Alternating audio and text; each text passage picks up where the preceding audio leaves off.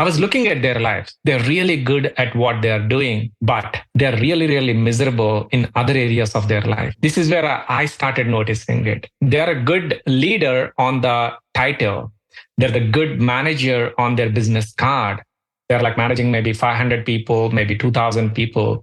But what else that they're good at? When I start asking those questions, not too many things. They are empty on many areas. And I felt that I don't want to be somebody like them in the future.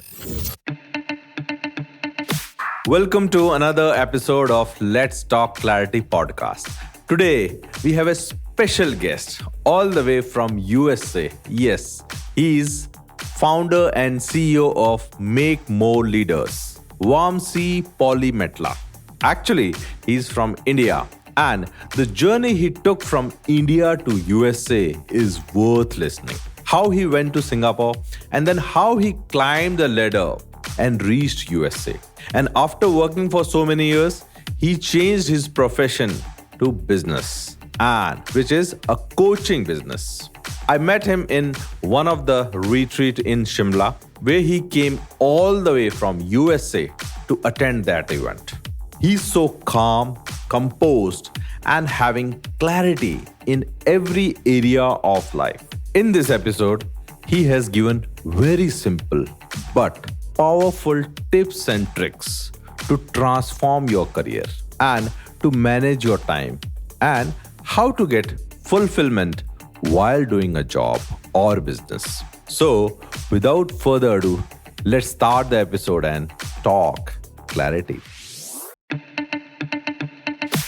Hello everyone, this is Rakesh, your coach, author, speaker, and career transformation expert. Welcome to my podcast, Let's Talk Clarity. Let's Talk Clarity, in which we discuss about career transformation, productivity, and life fulfillment. Let's start the episode and talk clarity. Vamsi, welcome to the show. Hey, Rakesh, great to be here. And also great to see you after a long time. Yeah, same for me also. It's great to catch up with you on Zoom. And so, Vamsi, this podcast is about career transformation, life fulfillment, and time management or productivity. So from your journey, I could see that you have been working in 4 companies in some different continents, from Singapore, then US, and your journey is being great. And then maybe 5 years back, you jumped from a corporate job into entrepreneurship. So the first question is that what is driving you in this whole journey? Absolutely. So a little background, Rakesh. Born in India. I spent my first 20 years in India and proud to be an Indian. I started my career when I was 19 years old. From childhood, I was not like a A+ student. I was not like a topper in the class. I was always like just playing the game not to lose. I don't want to get into the principal's office. I don't want to get like maybe yelled at my parents. So I was just managing my grades throughout my schooling. And suddenly I get interest on computer science. Okay. Because it's not because I'm a good programmer or like I'm a good architect. I don't want to spend time outside in the hot sun. During those days, like all of my cousins, all of my friends were choosing the field, which is like, I felt like, no, I don't want to be a civil engineer. I don't want to be electrical engineer. And just like I really wanted to sit inside the air conditioning rooms. So that was prompted me to spend more time on the computer science. So I started at 19 without even having the graduation, and I got into a job. I was super happy. Then got an opportunity to move to Singapore, and I went there. And later, like I completed my graduation, came to US. So all the time, like I was enjoying what I was doing. Along with that, I also felt I've been helping so many people, not only solving problems on the technology side, I was also solving problems on what they're going through in the team communication, what they're going through in their mindset. So I realized I think I wanted to be doing a little bit more of this. That is how like my the program that started, and I was coaching them, and slowly it became my business now. And it's a good journey. It's been a good journey. I spent like first 23 years of my life in the corporate, and after that the coaching. If I say what was the difference between like a corporate and this is almost like moving 6 balls at the same time. Whereas if you are in the corporate, I know most of you know, it's just like you're juggling one ball. You're like a manager, maybe you're a director, or maybe you're an architect or a programmer. You're just like doing that work. Whereas an entrepreneur, you're doing multiple things. You are delivering something, you're designing something, you're taking care of your finances, you're taking care of your marketing, you're taking care of all your PR and so many balls at the same time. Great. That's a great journey. And how you transform from India to Singapore, then graduation, then US. But this, the clarity of career came means after 23 years. And it was like no brainer, means you just went with the flow of coaching. So how that has happened means, is there any trigger point or how that happened? So very good question. So this is we all have to go through some kind of pain to get something what we want. So about 12 years ago, Rakesh, I moved from my technology side of my career into management side of my career. Okay. So during my first few months, I realized my strength is not on the management. I was almost like about to give up. And one day my boss asked me, hey, you have to give a keynote presentation about what your vision for the next entire year for your team. So I prepared all night and I prepared really, really well what I'm going to be delivering. The next day morning, I went to work with my perfect suit on with a tie. Everything is like a good shape. And I realized the people who are in the room, not just my direct reports, the entire organization. So I was expecting about like a 15 people who are reporting to me in the room, but I saw like 100 plus people. Along with that, a vice president also, like I used to report. The moment I saw those people and vice president, I felt like, oh my God. And I completely bombed on the stage. And that incident really, really helped me. After that, I felt really terrible about myself.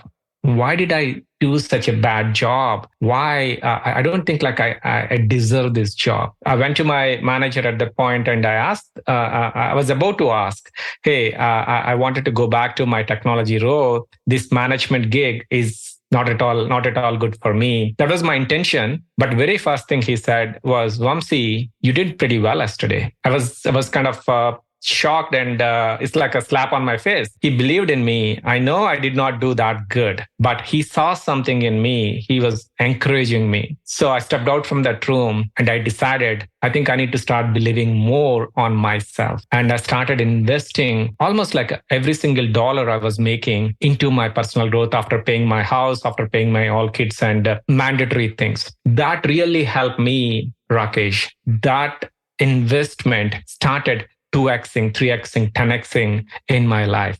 And people around me started noticing that you're not only growing in your career, you're also becoming a better person. You're also becoming very calmer. What's going on?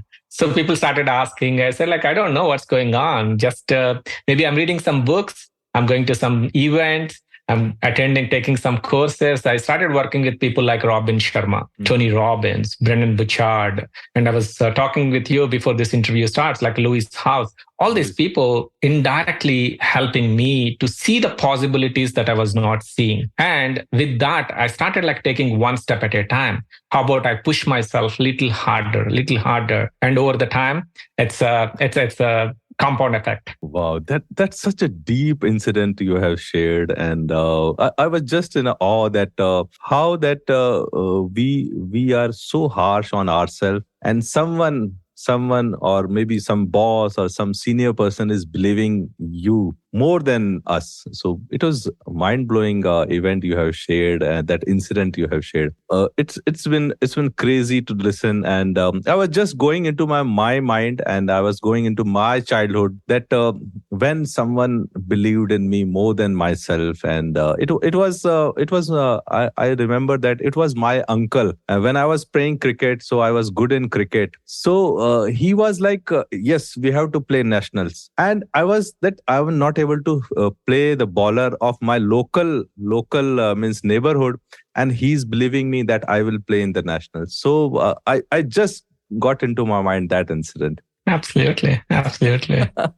So let's talk about how you transformed from corporate to entrepreneurship. because transformations are always messy and lot of chaotic, and how you handle that and what was the transition process? Sure, sure. Before I get into the transition part, I would like to share why I decided to move from corporate. Yes. And this started about like a 5-6 years ago, Rakesh. I started going for events, just like how we met in one of the events in India. I've been like going to. You came all the way from US to India to attend the event, yeah. Just for 4 days, right? So, yeah. I was going for those events, and at the same time, because of all my investment into personal growth, I got up in the corporate ladder. I got a chance to work with a lot of C-level executives. They are very, very well qualified than me. They came from like some of them, London Business School, Stanford, Harvard, you just name it, like all the best universities.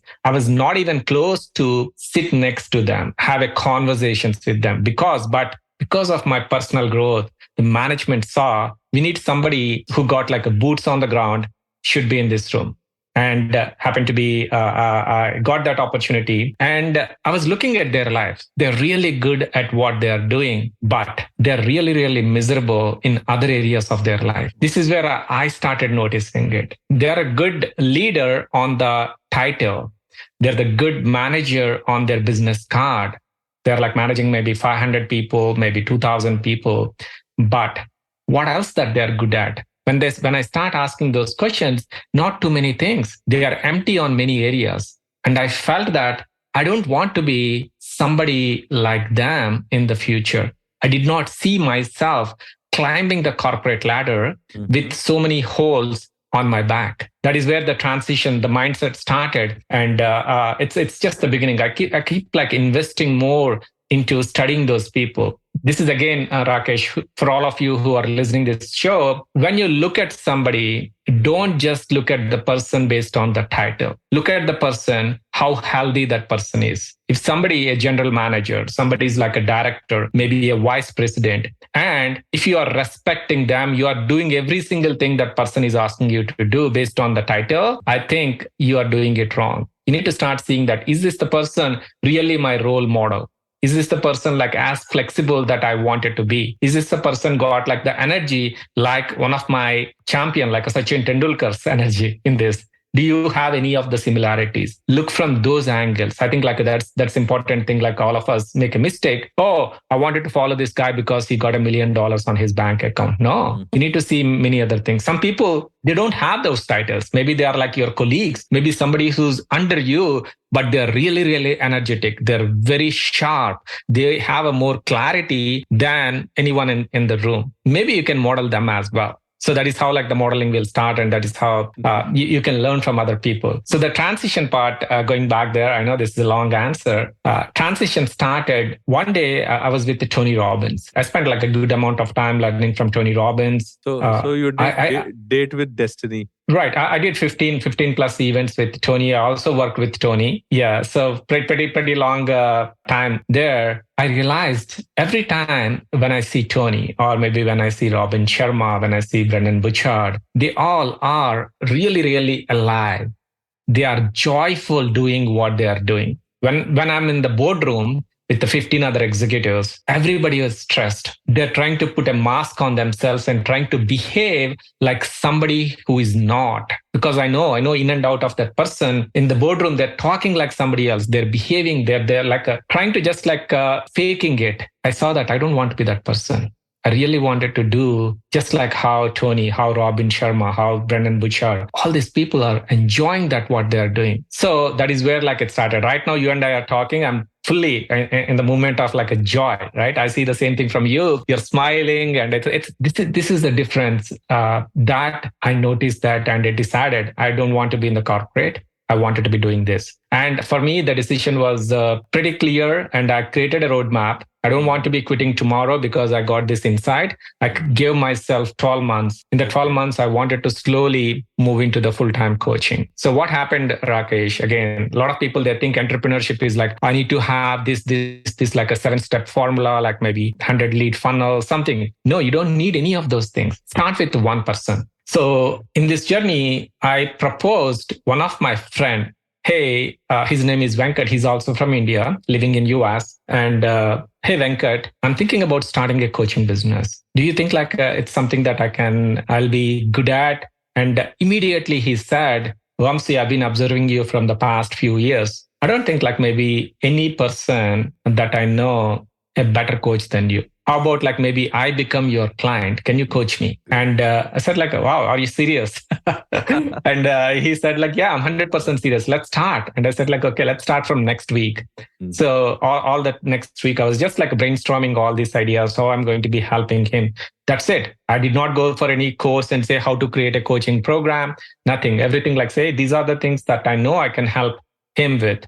And I served him for 3 months. And after 3 months, he said like, Vamsi, the last 3 months are best 3 months of my entire adult life. So that gave me confidence. And byproduct of that, Venkat started looking happy. Venkat started like a leader in his group, and everybody started noticing what happened to you. And obvious reason, Venkat says, my coach helped me. And say, who is your coach? What is coach? Are you into sports or something? He said like, no. This is how I think like you can transform your life. This is how you can create priorities for your career. This is how you get clarity. And he started referring people, and I did the same thing for them. Again, I was in the full-time job. I was just doing this on Saturdays and Sundays. At one point, I realized that my weekend is more busier than my entire week. And that also gave me a confidence. I think like I should be doing this full time. Initially, I used to do like more one-on-one coaching. And after that, I created a group coaching program, from the groups to multiple groups, then into live events. So it's a big transformational journey. So the point is, you don't have to have 100 things. You just need one person who can just surrender that person to yourself, and you can start creating that impact. And that person will go and do the magic for you. Great. What a journey you have shared. And I was totally related to this because nowadays my weekends are more busier than weekdays. So I'm totally related to that. So Vamsi, let's take it forward and discuss because I have listening to your content also and your LinkedIn post also. So you are always talking about that invest in self, investment in self skill development, and right now also in the podcast also you shared that whatever mandatory expenses you had and the remaining amount you are spending on your skills and yourself and your growth. So what is the concept behind it? Because I was not able to understand. Sure. Very simple, Rakesh. When we are younger, we had our parents used to guide us from 0 to 10 until you're 10 years old. Our parents used to say, take this, pick this. When we get after 10, our teachers, maybe in the school, in the university, they used to guide us. These are the things you should take. After that, you are on your own. Once you get into your job, you don't have a guidance. You are doing based on everyone around you, what they are doing. Everyone in your neighborhood, they're driving a Toyota, you go and buy a Toyota. Everyone in your neighborhood driving a BMW, you say, I think I should be buying the BMW. You are going and investing into those things. That's all. So you are giving your potential, you're giving your future to your neighbors, your circle. When I say investing in yourself, you are stepping away from your current circle. You are giving yourself a permission to be part of a tribe, which is like a very high level than your current network. They are thinking differently. They're acting differently. The way they are processing 10 times, sometimes like 100 times bigger than your current circle is. So you always need to find a tribe to be surrounded with. There are two types of friends, Rakesh. This is also like I talked about in a different podcast, maintenance friends. For example, all your classmates, all your cousins, maybe your neighborhood friends, they're all maintenance friends. You meet them once in a quarter, maybe once for every occasion, maybe a couple of times a year. They're not going to be helping you do any of those things that you wanted to do. Whereas there is a group called growth friends. They always, just like you went to the experience in Vietnam with BHX, Yes, And yes. you spent 4 or 5 days with the growth friends. They're all thinking differently. They're all acting differently. They're all like prioritizing things differently. So you gave yourself a permission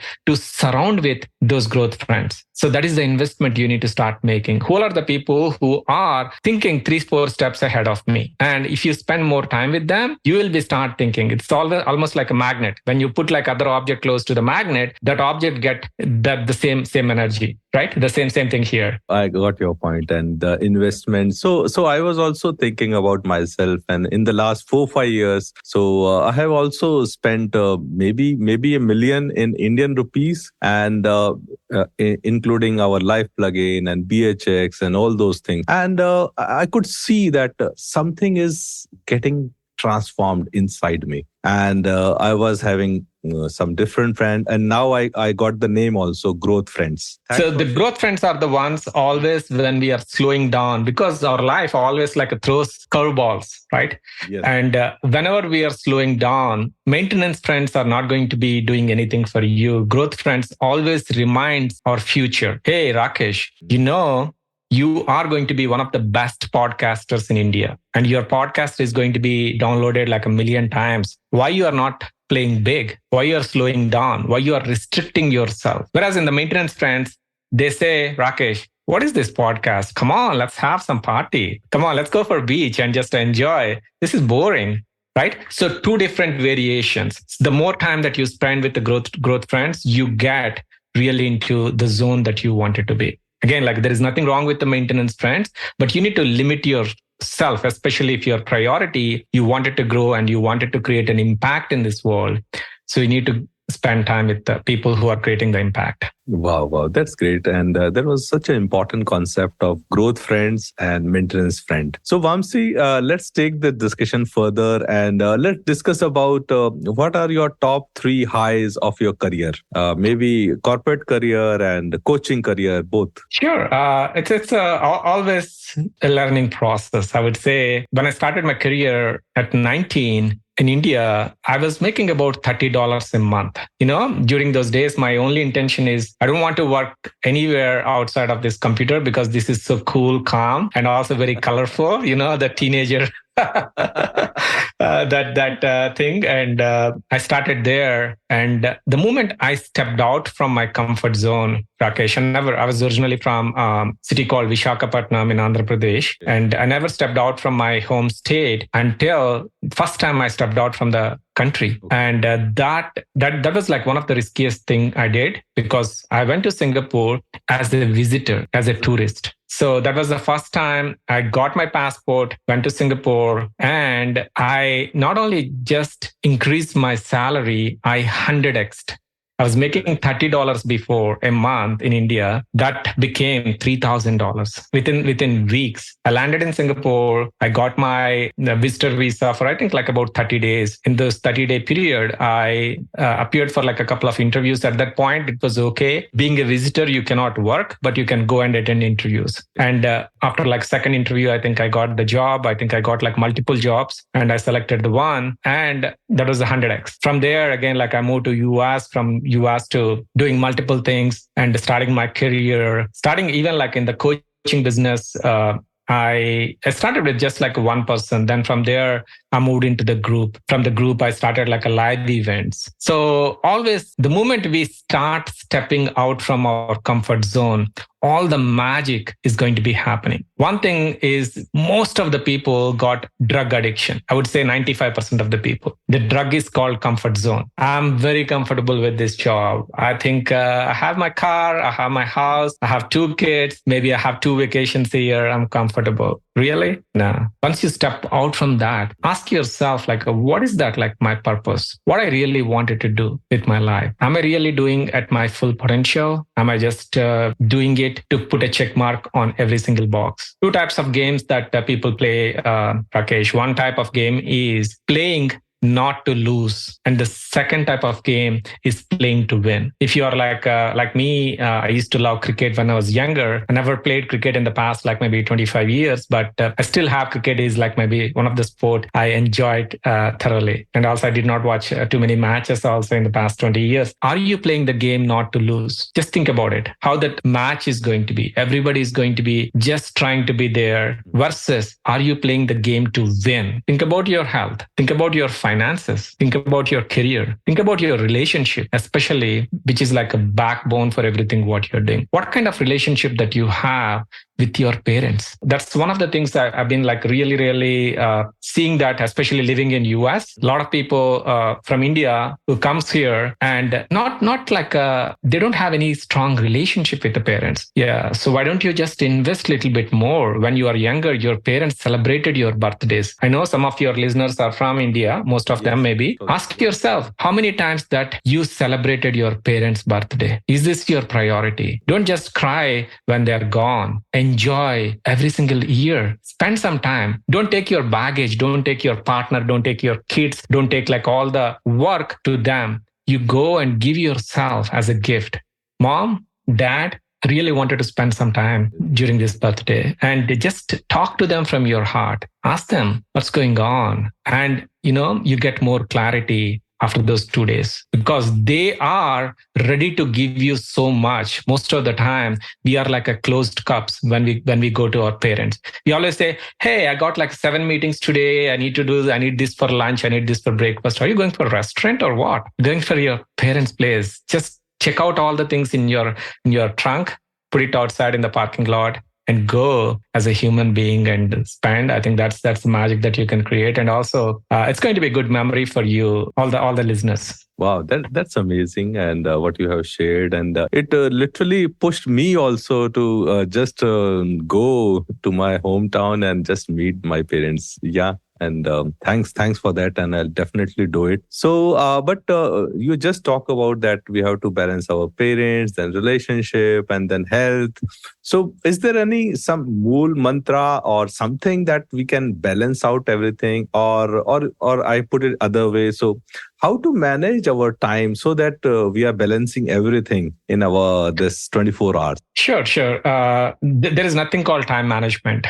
Okay, which is just, I think, maybe a term that overused. I would say there is nothing called time management. The reason behind, we cannot manage time. Whatever that you are doing, you cannot control the time. The time will just goes by. You cannot go back and get anything. What we can manage is manage our attention and also manage our energy. So always think about it. We all have 24 hours. A president of a company who's making like decisions for billions of people, and also a corporate employee who's working 40 hours a week, all got same 24 hours. The question that we can do is, what kind of attention that I am taking it to this day? What is my priority? Where is my focus right now? That is something that you can manage. And the second question is, what kind of energy that I'm bringing it here? For example, you and I are talking. Let's imagine, Rakesh, you bring the energy like, oh, Vamsi, today we are going to have this podcast. I hope like some listeners will listen. Versus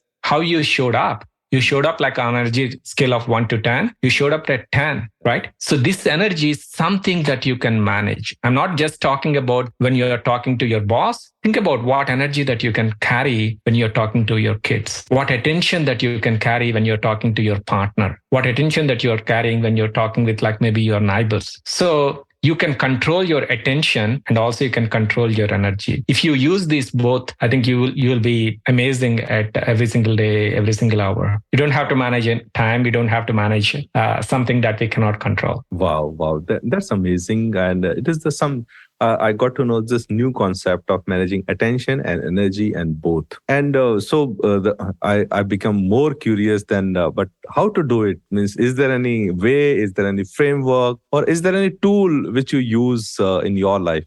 Absolutely. This is something I learned from one of my mentors, and he learned from his dad. So every single night before you going to bed, just spend 5 minutes, write down what are the 3 wins for today and write down what are the 3 wins for tomorrow. So you are programming your tomorrow today. You're writing it down. These are 3 wins for tomorrow. So based on the 3 wins, you know what kind of attention that you need to take it to the next day and what kind of energy that you need to have. Every day we are going to have maybe 10 different meetings. And out of 10, maybe 1 or 2 are really, really important for you. You need to prepare for those things. Like it takes like 5 minutes. What kind of outcome that I would like to have from this meeting? What kind of impact that I wanted to have? So go for outcomes. Know what is that you want to get out from that. 90% of the people, they just go and say, let it, they're not going with, this is something that I wanted to achieve by the time I complete this meeting. It could be a work related meeting. It could be a meeting related to your business, or maybe your personal meeting. You're talking to your dad. Maybe you're talking to your grandmother. What is the outcome that you wanted to have? You wanted to empower your grandma.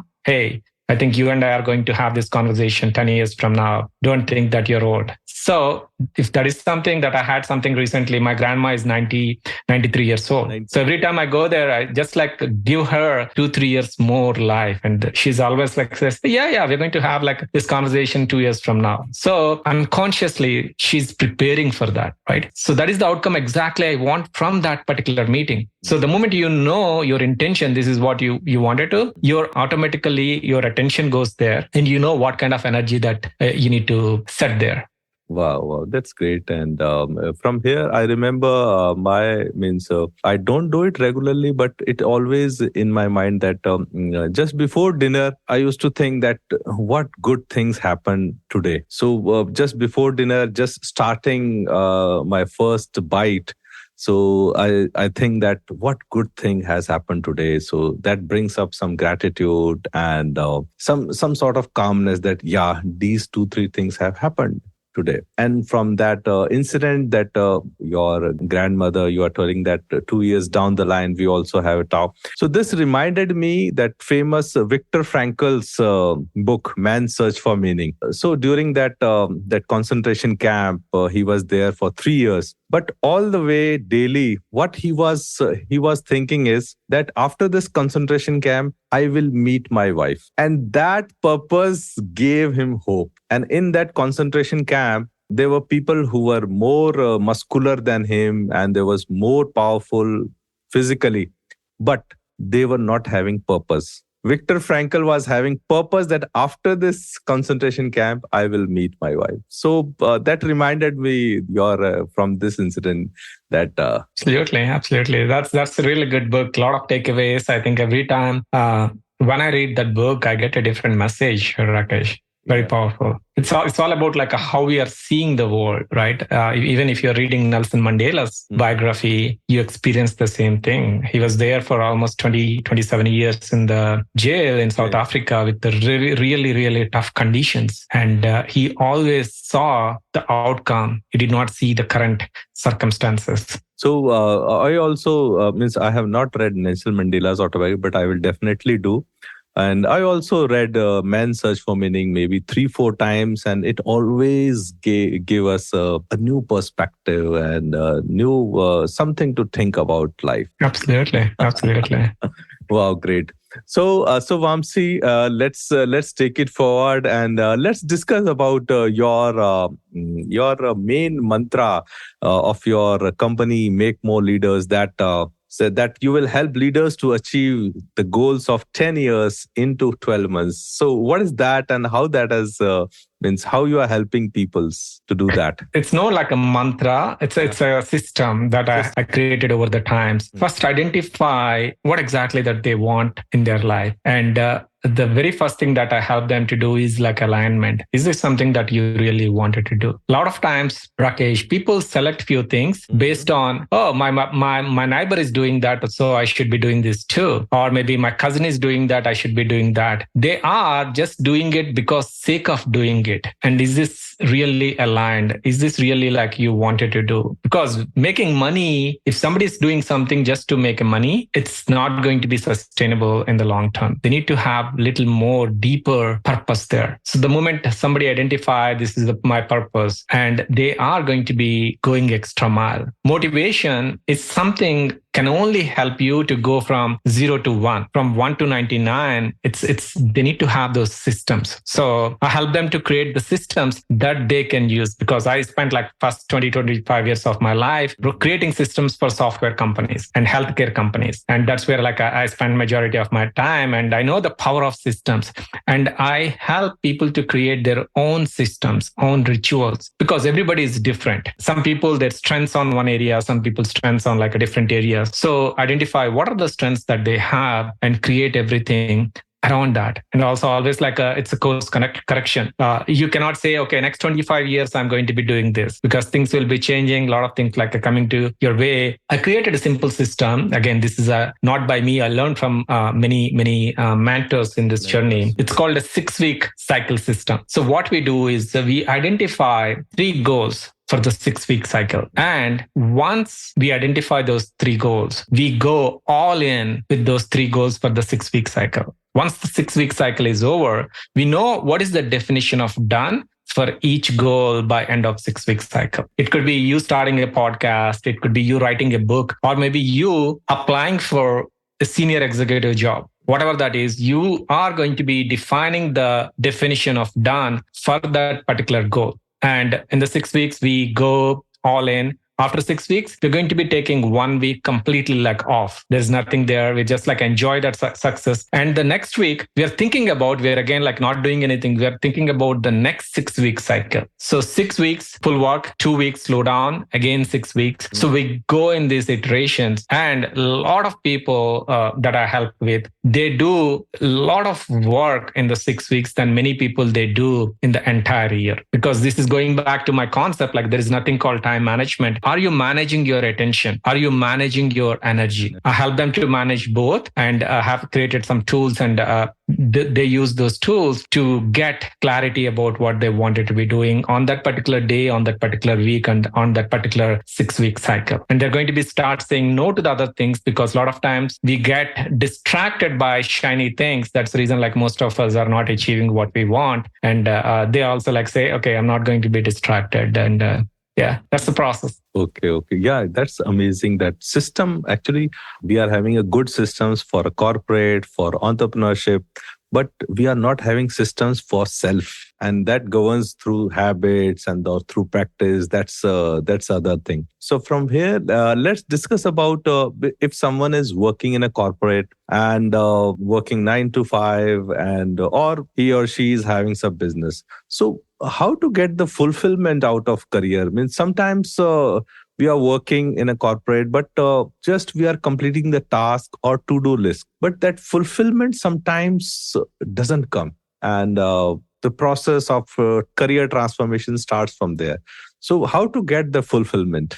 Absolutely. It's a very important topic. I'm glad that you're asking this, Rakesh. Success without fulfillment is ultimate failure. Totally. Success without fulfillment, it's ultimate failure. It doesn't matter whether you become the top in the industry, you become like number 1 in the field. If you're not full inside, you feel empty, which is exactly what is happening in the corporate world, because they are spinning on one wheel. Let's imagine, like, what is your favorite car, Rakesh? So my favorite car right now is this BMW. Yeah. BMW. Okay, awesome. So let's imagine like you got brand new BMW X7. Okay. And the car got 4 wheels, right? So driver side front wheel, passenger side front wheel, and driver side rear wheel, and the passenger side rear wheel. So let's say driver side front wheel is your career, and that wheel is spinning at 100 miles an hour speed. And the passenger side front wheel is your health and fitness. That wheel is not a circle, which is a triangle. And the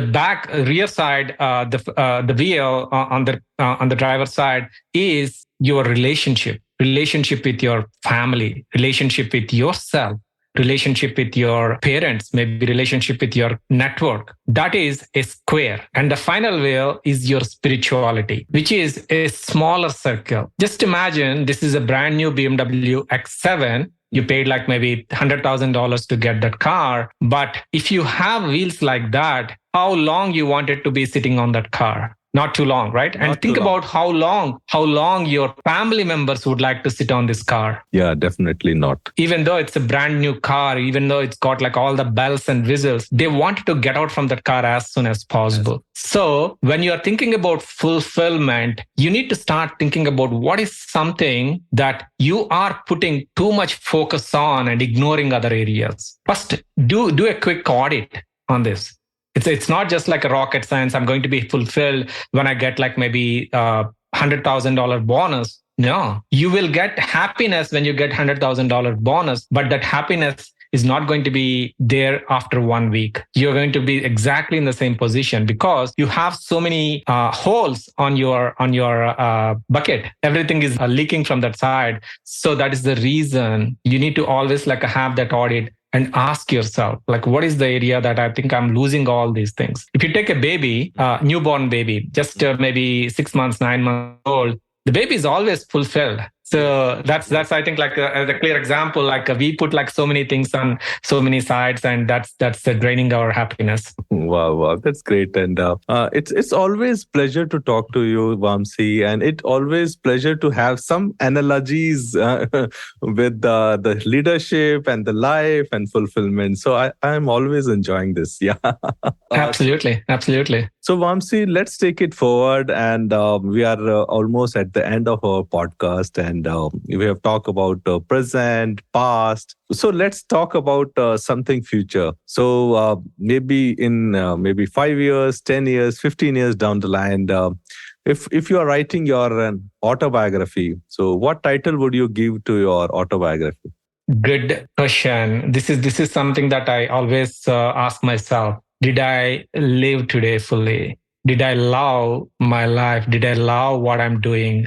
And did I really like matter to someone? So those three questions, I think, like I always ask, and that's something, will help me always like ground myself and share with who am I truly with the world. Wow, that's great. So thank you for sharing, and so authentically and genuinely. And so this is my last question, and I asked to all my guests. I'm firm believer that miracles do happen. And sitting here, and you are sitting at other part of the world, and we are recording a podcast. It is some sort of miracle for my life. So the question is that I'm just taking you into your future and into 1 year or 2 year. So what one thing that can happen in your life, and you will feel that miracles do happen? Sure. We are meant to experience miracles in our life. Just before I answer that question, when I look back, every single year, every single month in my past life, it happened to me. So the same way I'm pretty sure it's going to be happening for me as well in the future. We're meant to create all the miracles in this world. Yes. Thank you, Vamsi. And it's always a pleasure to listen to you, listen to your content. And so thank you very much for coming to the show on Let's Talk Clarity. And we had amazing, deep conversation. And I took a lot of learnings from this episode. So thank you, Vamsi, for coming to the show. Absolutely, Rakesh. So good. Thank you for listening to Let's Talk Clarity with Rakesh. Please subscribe or follow this podcast on your preferred platform so that you don't miss any important episodes. Have clarity, listen clarity, and let's talk clarity. Let's talk clarity.